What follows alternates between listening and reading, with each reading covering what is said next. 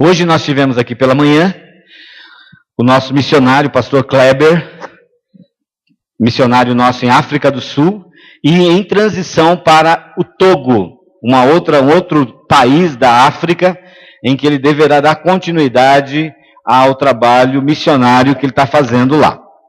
E essa mensagem, irmãos, ela vem conectada com o tema de missões, leve esperança, mas conectada com o tempo que nós estamos vivendo agora. Esse versículo que está em 1 Coríntios 15, 19, chama a nossa atenção de uma palavra do apóstolo Paulo para a igreja a respeito da ressurreição do Senhor Jesus. Então nós estamos vivendo a época de Páscoa, né? E vem essa palavra que inclui a questão da esperança. Vamos ler todos juntos? 1 Coríntios 15, 19, todos juntos, vamos ler. Se esperamos em Cristo só nesta vida, somos os mais miseráveis de todos os homens. Vamos ler de novo? Se esperamos em Cristo só nesta vida, somos os mais miseráveis de todos os homens. O tema que eu coloquei ali, esperança enganosa e boa esperança. Irmãos, um dos maiores desafios para a fé e esperança de um crente relaciona-se com a Páscoa. Sabe qual é a mais importante comemoração da Páscoa? É a ressurreição do Senhor Jesus. Na Páscoa a gente fala da crucificação, a gente fala de todo aquele momento ali, sofrimento do Senhor Jesus, o sepultamento dele, toda a dor, toda a humilhação que ele passou. É verdade. Mas a Páscoa, desde o Êxodo, é uma comemoração relacionada com a vida.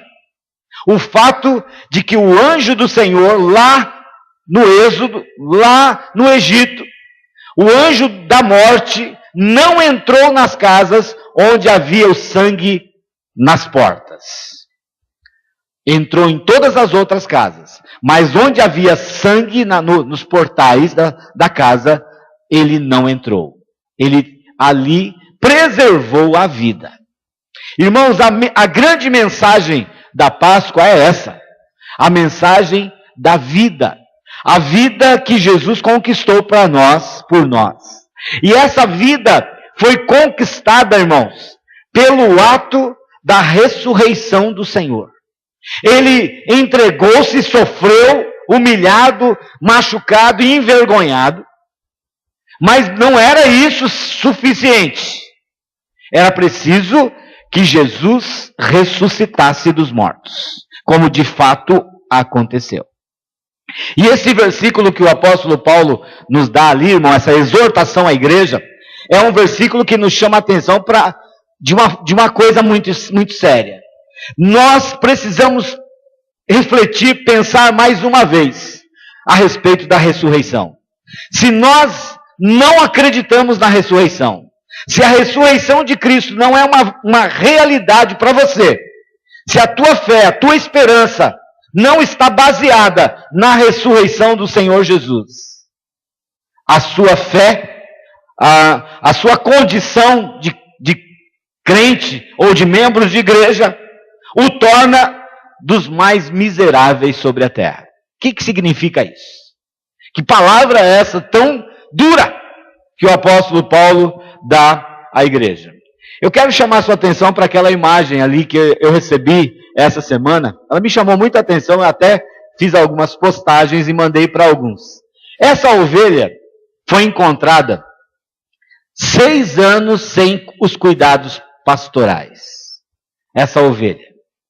Veja só o tamanho da pelagem que ela tem, praticamente cobrindo seu corpo todo, até mesmo os olhos, ficando de fora ali só o focinho para ela poder respirar. Não é verdade? Eu fiquei pensando nessa imagem e olhando para essa questão que o apóstolo Paulo, o que significa ser miserável? O que significa essa miséria? Olhando para a ovelha, irmãos, a ovelha é um animal bem interessante. Não é por acaso, não é à toa que nós somos comparados com ovelhas, né? Diz lá no Salmo 23 o que mesmo? Senhor é o meu pastor e nada me faltará. Ou seja, uma das belas imagens bíblicas a respeito de quem é Deus é que Ele é o nosso pastor. E uma das imagens mais desafiadoras da Bíblia a respeito de quem somos nós é que nós somos ovelhas. E eu pergunto para você, olhe para essa ovelha e me responda: uma ovelha pode viver sem um pastor? Quem que pode resolver o problema? Aquela ali ficou 6 anos sem ser tosqueada. Quem poderia resolver esse problema dela? Dessa pelagem toda que ela tem. Uma ovelha pode tosquear-se a si mesma? Não. Como que ela resolve essa dificuldade que ela tem ali? A gente poderia dizer, essa ovelha é muito abençoada, é gorda, bonita, olha como ela está toda cheia de pelo. Não é verdade? Mas não é. Porque a ovelha, irmão, é um animal que precisa ser tosqueado. Isso faz parte da saúde, o bem-estar e a vida da ovelha.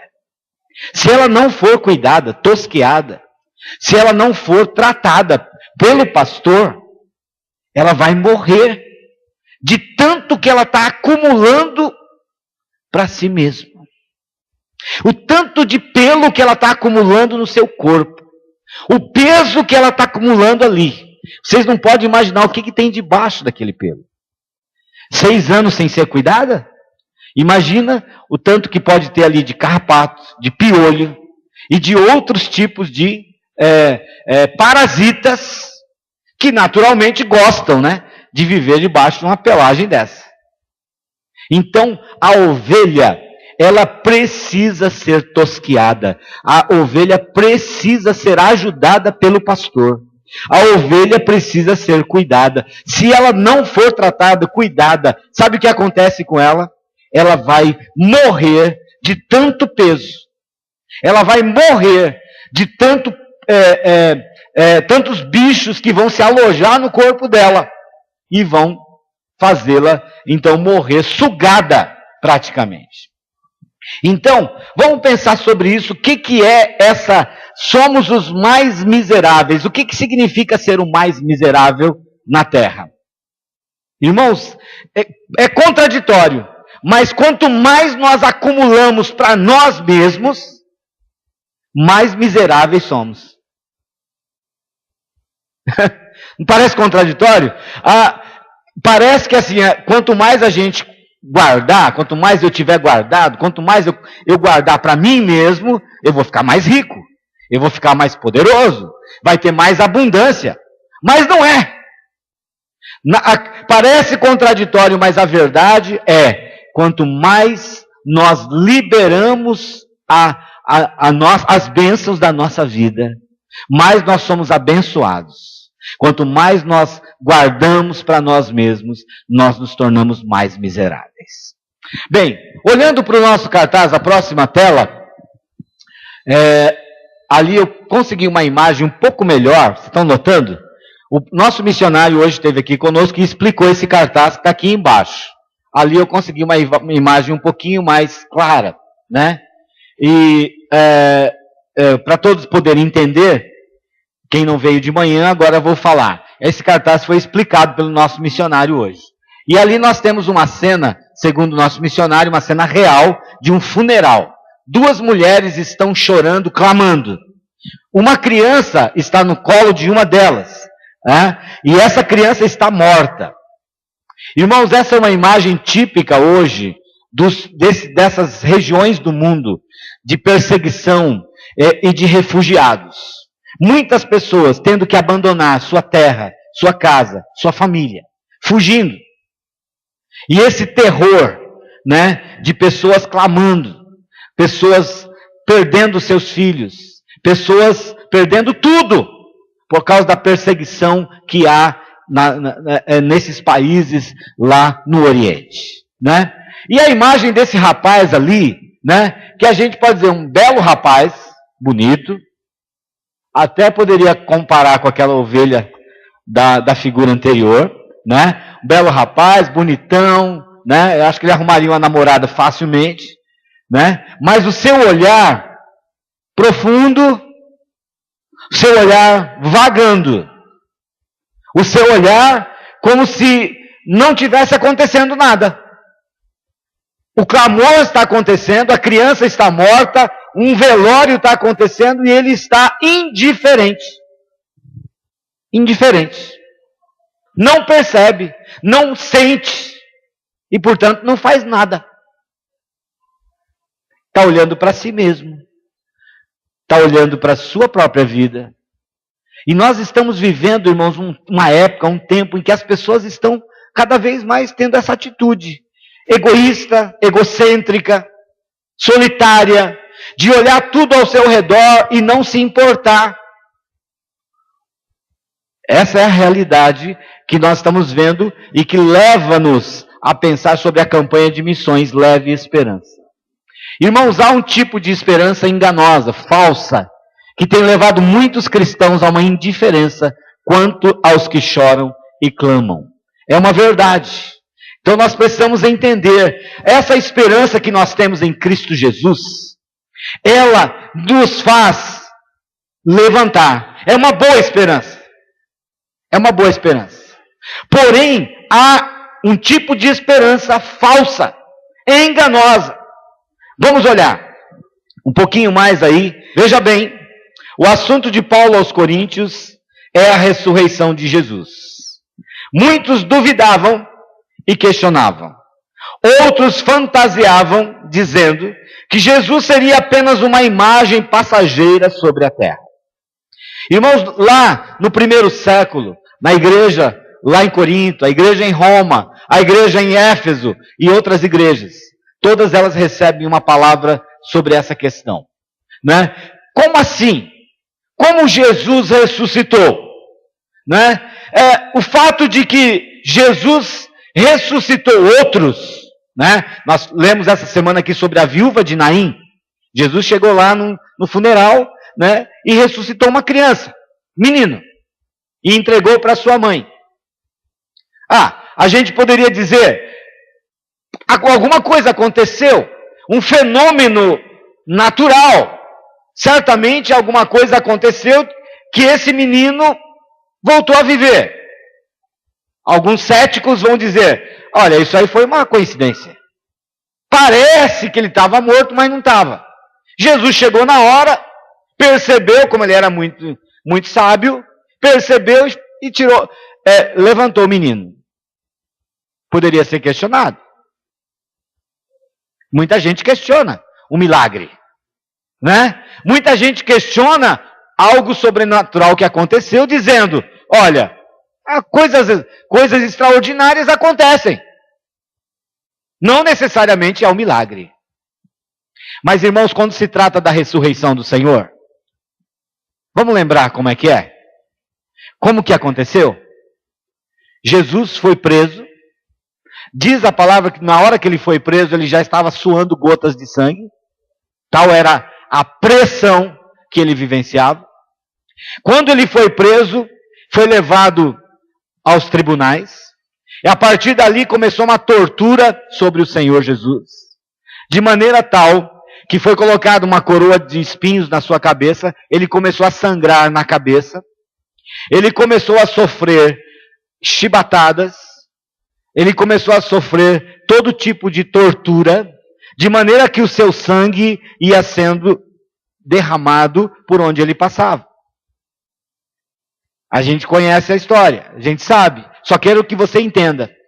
Quando Jesus foi levado na cruz, ali foi pregado as suas mãos e os seus pés. Ali ele ficou sangrando. De maneira tal que o seu sangue praticamente foi totalmente escoado do seu corpo.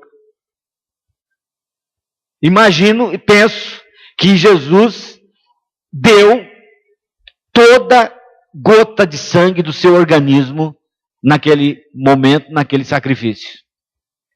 Na hora que Jesus expirou, diz a palavra, que para confirmar a morte dele, um dos soldados pegou uma lança, feriu o seu lado, de maneira tal que jorrou do seu lado, o que diz a Bíblia? Água. Não tinha mais sangue. Água. Sangue acabou. Jorrou água do lado dele. Ali ficou claro, evidente, patente a sua morte. E ali, depois dali, foi levado, sepultado, né? Ficou 3 dias ali na sepultura. E diz a palavra que ao 3º dia, então, ele ressuscitou. A questão que eu coloco para você: Jesus morreu mesmo? Não tem dúvida. Não é verdade? Se tem uma morte morrida, de verdade, é a de Jesus. Não tinha dúvida. Ele deu toda a gota de sangue. Ele sofreu. Ele foi ferido no lado. Não havia dúvida nenhuma de que ele morreu. Irmãos, essa é a prova mais forte da sua ressurreição. Porque ninguém pode dizer que ele não morreu. Ninguém poderia falar assim: não, aquilo ali não foi uma morte. Tinha ainda algum jeito dele sobreviver a tudo aquilo que ele passou. Mas não, irmãos. Ele morreu de verdade. Todo o seu sangue foi derramado. Ele sofreu aquela perfuração. Ele morreu, ficou 3 dias na sepultura. Então a morte do Senhor foi muito clara, de maneira que não se pode questionar esse fato. E portanto a sua ressurreição é algo realmente sobrenatural, milagroso, extraordinário, inquestionável. E é isso que Paulo está lutando com os coríntios, irmãos, porque haviam questionamentos, dúvidas. Muita gente na própria igreja pensava: não, essa história de Jesus aí é um conto. Ele era uma imagem sobrenatural. Ele passou aqui na terra. Tudo que ele passou foi apenas uma encenação divina. Ele não era um homem de carne e osso como a gente. E estava sendo questionado a respeito do Senhor. E Paulo, irmãos, aqui eu digo num tom de braveza. Ele fala com a igreja. Fala, igreja, gente, irmãos, se vocês não acreditarem, não esperarem nesse Jesus que morreu e ressuscitou dos mortos, vocês, congregados nessa igreja em Corinto, vocês são os mais miseráveis dos homens. Porque vocês não estão tendo a fé, a esperança, vocês não entenderam nada.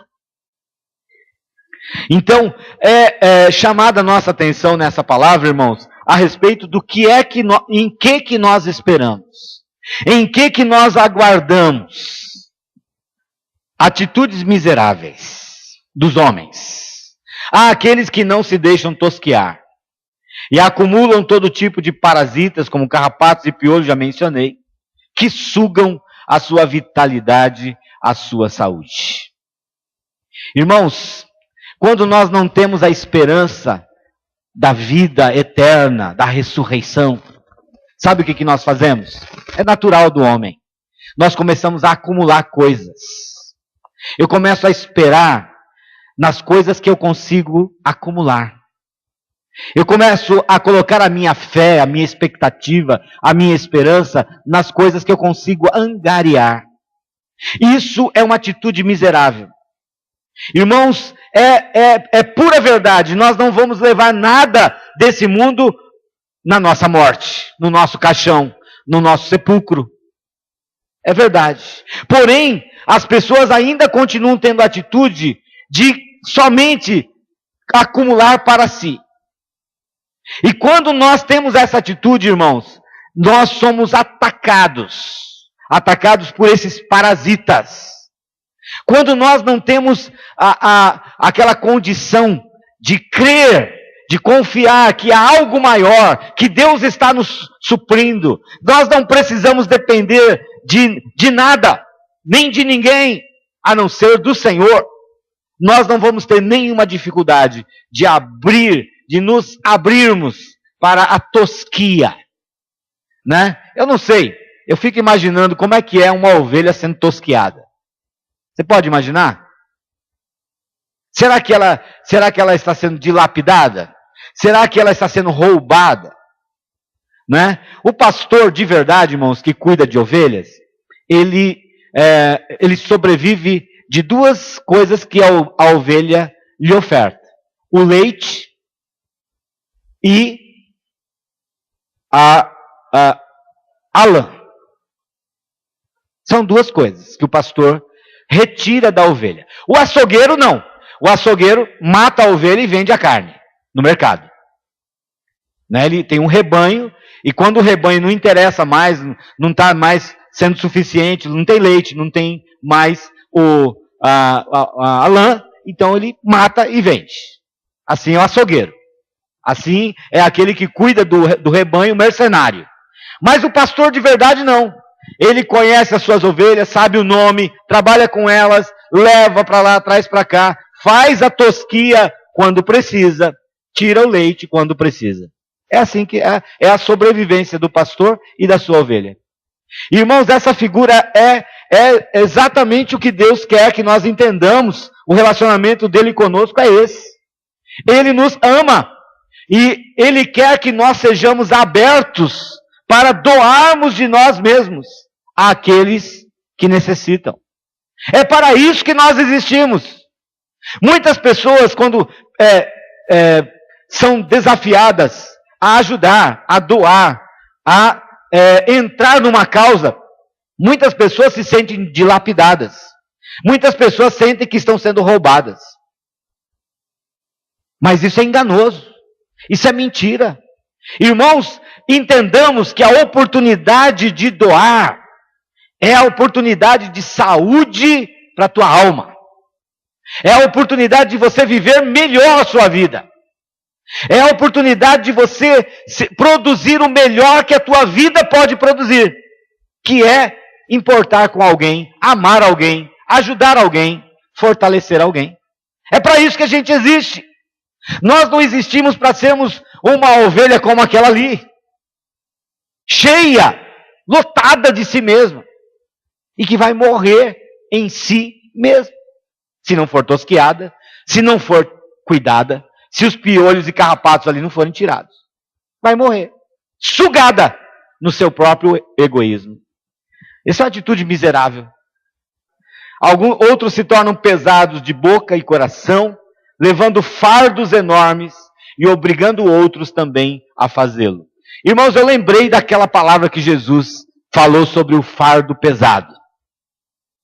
Né? E encaixei nessa condição aí. O que é um fardo pesado? O que é um fardo que você está carregando, você está tentando levar na vida e que está muito além da sua condição de carregá-lo? É isso.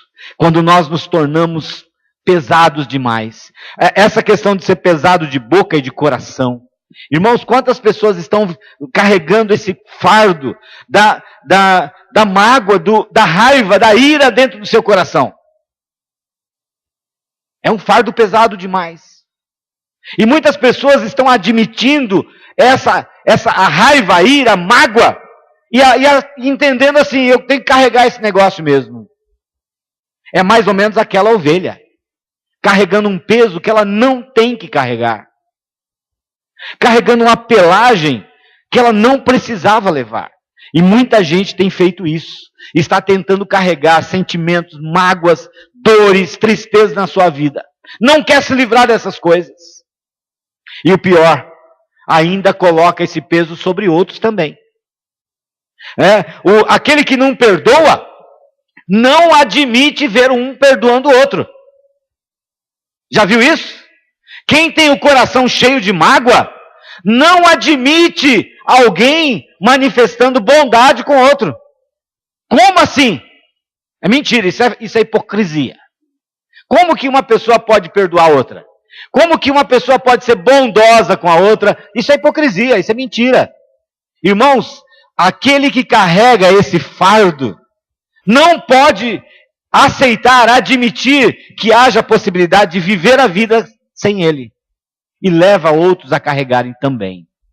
E isso é triste, porque vai criando ao seu redor um ambiente pesado. Pesado de boca, pesado de coração.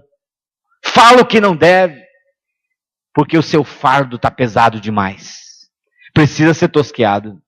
Outros desperdiçam tudo o que ganham nos prazeres da vida, da carne, imaginando que tais prazeres são o melhor que se pode ter na vida. Irmãos, lá em Corinto havia essa ideia.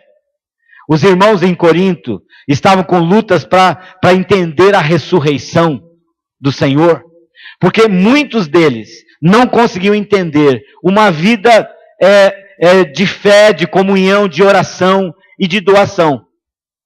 Muitos não conseguiam entender isso.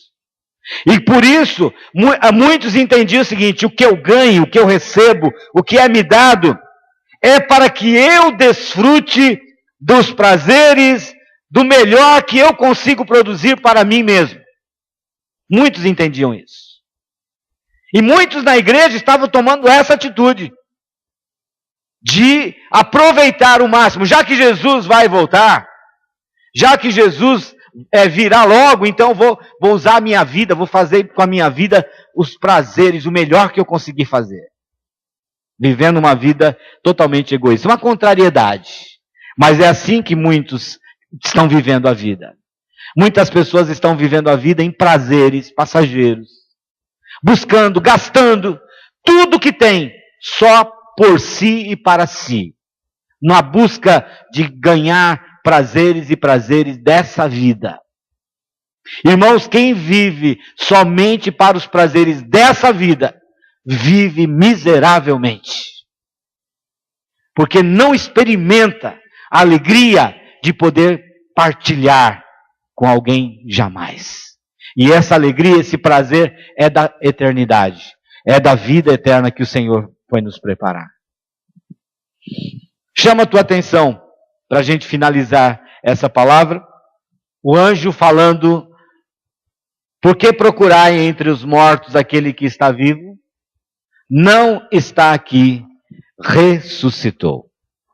Essa palavra, irmãos, ela deve nos tocar sempre. Estamos na época da Páscoa.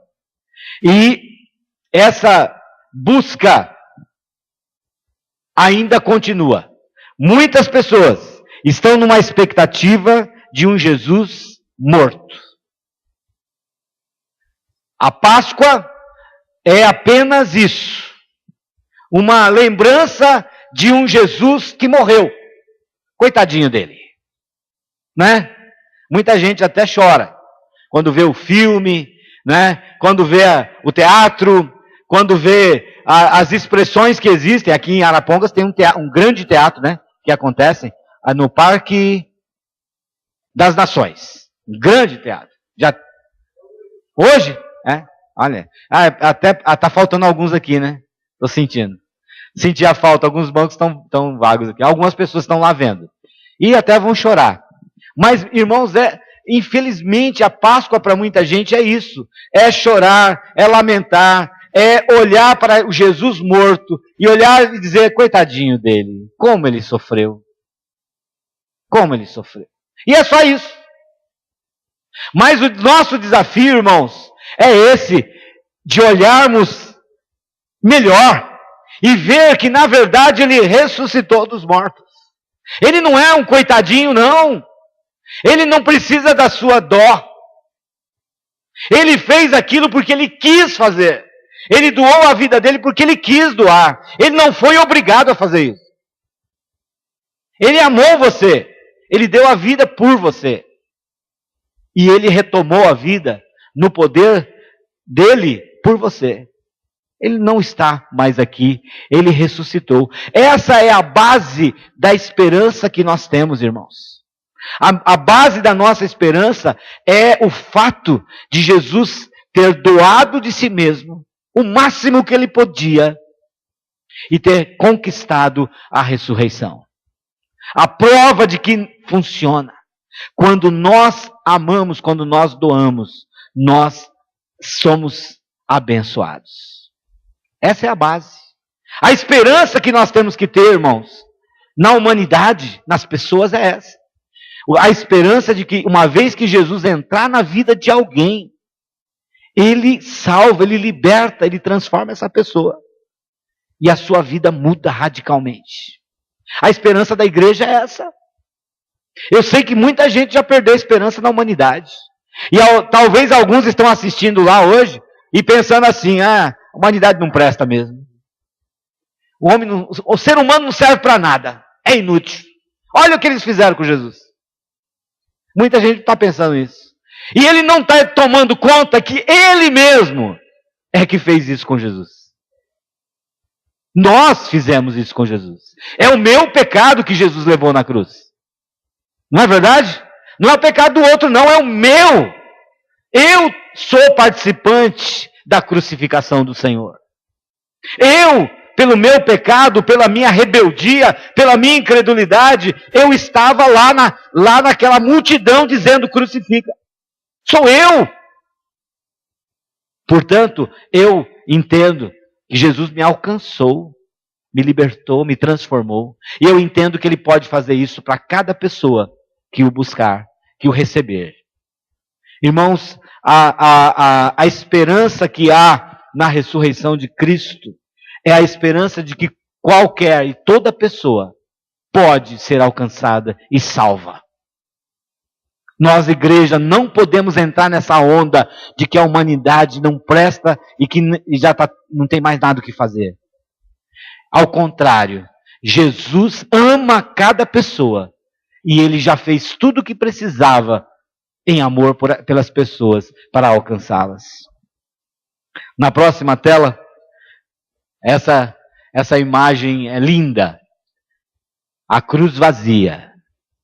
Ele ressuscitou. Os dois que estavam do lado ali, os ladrões da cruz, claro, foram sepultados e foram consumidos pela terra.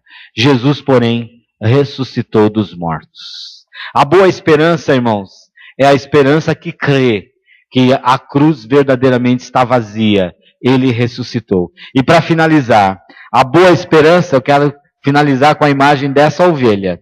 Olha lá. Está vendo essa ovelha? Está tosqueada uma parte, né? A boa esperança está em desgastar a sua vida para dar boa esperança a outros. A ovelha é tosqueada pelo pastor. Essa lã vai se tornar um casaco de lã, vai se tornar sustento para o pastor dessa ovelha e vai abençoar outros. E ela, de quebra, ganha, sabe o quê? Saúde. Liberdade. Leveza. Né? Estava carregando aquela pelagem toda lá, a grossura da pelagem. Ela fica leve, solta. É isso que o Senhor quer para nós. Ele quer que nós andamos nessa vida leves. Vamos nos livrar dessa lã velha. Essa lã cheia de parasita. Vamos deixar o Senhor Jesus tirar de nós tudo que tem que ser tirado. Porque nova lã vai nascer ali. E vai abençoar mais gente. É assim. Essa é a vida de uma verdadeira esperança.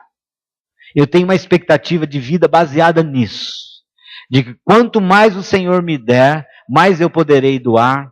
E quanto mais eu doar, mais o Senhor me dará e eu poderei doar de novo. É um círculo virtuoso que Deus opera na vida de quem está na mão dele. De quem confia nele. De quem não foge da tosquia. Que muita gente foge da tosquia, né? Ah, eu vou lá, mas aí vão tirar coisas de mim. Muita gente foge de Deus por causa disso. Achando que vai ser dilapidado. Vai ser tosqueado. Mas você não imagina que essa é a maior bênção da sua vida. Que Deus nos abençoe. Possamos entender essa mensagem. Né? Vamos continuar levando esperança. Não vamos ser indiferentes. Mas vamos deixar o Senhor nos usar. Meus bens, meus talentos, a minha vida, a minha saúde, o meu tempo. Tanta coisa que o Senhor tem colocado em minhas mãos para abençoar outros. Amém? Deixe o Senhor usar a sua vida. As campanhas tem várias aí. Campanha de construção, sabáldia, campanha de missões. Que mais? Tem várias coisas. Tem chance para todo mundo trabalhar, né? Para todo mundo doar. Ninguém pode dizer assim, eu não tive oportunidade. A igreja está trabalhando nessa direção, né? Então, irmãos, use sua vida, uma bênção para todas essas campanhas da igreja e também todas as pessoas que chegarem na tua porta e precisarem da tua bênção. Amém? Fiquemos em pé. Nós vamos orar em nome de Jesus. Leve essa mensagem no seu coração. Deixe o Senhor liberar a sua vida. Amém? Deixe Ele tosquear você. Faz uma cosquinha, mas é bom. Vamos orar? Ó Deus, nós encurvamos agora diante de Ti. Somente o Senhor poderia dar a vida e retomá-la. Somente o Senhor poderia pagar o preço de almas caídas, perdidas como nós, pecadores. Sabemos e reconhecemos pela palavra que a nós era destinado o inferno, a contradição eterna, o fogo eterno. Porém, Jesus nos amou, continua amando agora, e continua amando cada vida, cada alma que vem a esse mundo, com o mesmo amor, com a mesma intensidade, sem mudar uma vírgula. Assim é Jesus. E nós agora, Pai, reconhecemos essa verdade da Tua palavra, e reconhecemos que não há maior esperança do que esta. Não há maior amor do que este. Não há maior fé do que esta, de crer no Senhor Jesus Cristo como o Senhor Todo-Poderoso, como nosso Salvador. Deus, que cada um aqui nesta noite possa avivar essa chama da fé, da esperança em Cristo Jesus. Pai querido, agora, ajuda-nos a entender, ajuda-nos a compreender esta dinâmica do Senhor. Que o Senhor nos ensinou, nos deu exemplo de dar a vida, de doar, de amar ao próximo. Ensina-nos pelas imagens, pela palavra, mas sobretudo, ó Deus, ensina-nos pelo que o Senhor diz. O Senhor agora falou no coração dos meus irmãos. E que a palavra do Senhor fique gravada, fique alerta em nossos corações. Deus, agora, toma cada um de nós aqui quando vamos de retorno para nossas casas. Nesta semana que nós estamos iniciando, a Deus, sabemos que nós estamos vivendo momentos de sobressaltos no Brasil, a nossa economia instável, nosso governo sem confiança, estamos vivendo momentos angustiosos como cidadãos brasileiros. Mas, mais uma vez, nós lançamos ao Senhor a nossa confiança. Nós queremos dizer, ó Deus, lava a nossa nação, cura a nossa nação. Vai, Senhor, tirando todo parasita da nossa nação. Vai, Senhor, tratando com os homens e mulheres dessa nação que têm sido maus, que têm levantado contra o povo, dilapidando o povo. Que o Senhor trate com eles, ó Deus, na Tua justiça, na Tua grandeza, no Teu poder, ó Pai.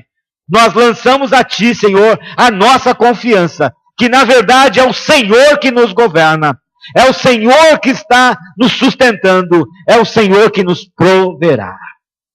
Abençoa cada um de nós como cidadãos brasileiros, que venhamos a ser, ó Deus, pessoas que levem a mensagem de esperança àqueles que estão ao nosso redor. Deus, ajuda cada família aqui, Senhor. Quero te pedir uma bênção de proteção, Pai, para as famílias da Tua igreja, nossas crianças, nossos jovens, nossos adolescentes, ó Pai, os casais da nossa igreja, que o Senhor os proteja, os livre do mal, Pai. Portanto, agora, despede-nos nesta noite, em nome de Jesus. Amém, Pai. Amém.